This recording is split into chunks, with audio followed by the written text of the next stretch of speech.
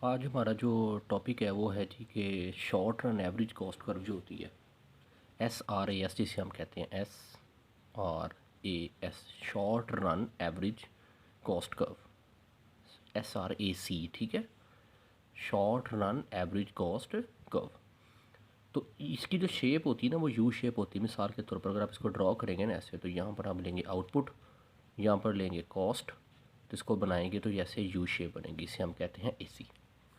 ये 2021 में पंजाब यूनिवर्सिटी में 5 नंबर का क्वेश्चन है सेमी लॉन्ग कि Y AC is U shape. तो इसका आप ये एक तो यहाँ पर ये एन ग्रेगरी मैनकिव की किताब है प्रिंसिपल ऑफ माइक्रो इकोनॉमिक्स, उसमें तो उन्होंने ना यहाँ पर एक इसकी रीज़न लिखी भी हुई है ये सारी, ठीक है। आप यहाँ से पढ़ लेंगे ना तो आपको इसको पता भी लग जाएगा। मैं वैसे आपको ये समझा देता हूँ कि ये होती क्या है, कि इस केस के अंदर ना उन्होंने एक ख़ास एग्जाम्पल ली है थर्स्टी डेल्मा केस की ना, एक हाइपोथेटिकल एग्जांपल ली उन्होंने कि जी वो जिसे हम स्कंजबीन कहते हैं कि लेमिनेट की क्लास बनाता है। तो उसमें जो है ना, क्योंकि हमारी फ़िक्स कॉस्ट आपको पता है कि शॉर्ट रन के अंदर फ़िक्स रहती है, तो जब हम उसको कम यूनिट पर तकसीम करेंगे तो उसकी वैल्यू जो है वो कम ही आएगी। फॉर एग्ज़ाम्पल अगर आप देखें ना, तो इधर मैंने ये बनाई हुई है कि फ़र्ज़ किया हमारी टोटल कॉस्ट 300 है और हमने यूनिट बनाया है 200, तो एवरेज फ़िक्स कॉस्ट कितनी आएगी? 150।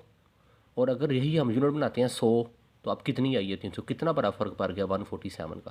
तो इसलिए याद रखें, अगर हमारे कम यूनिट्स प्रोड्यूस हो रहे हो ना, हम छोटे लेवल पर पैदावार कर रहे हो ना, तो शुरू में हमारी एवरेज कॉस्ट कर्व गिरती है और उसके बाद जो है ना वो एवरेज कॉस्ट कर्व जो हमारी जो है वो बढ़नी शुरू हो जाती है।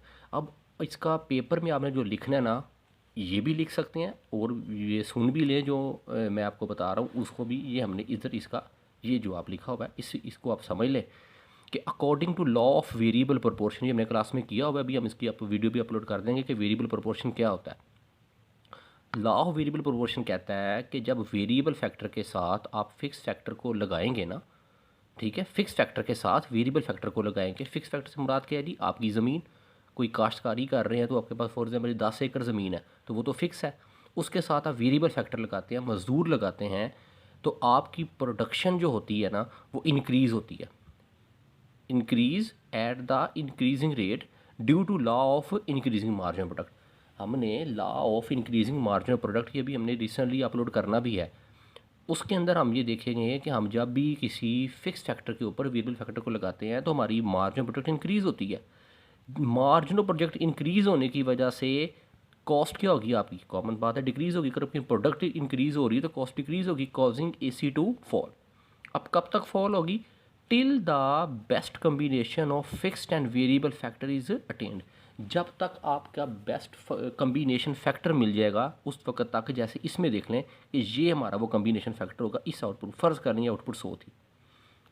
After that point due to law of diminishing margin product AC start to rise. तो ये इसका आंसर आपने प्रॉपर लिखना है पेपर में।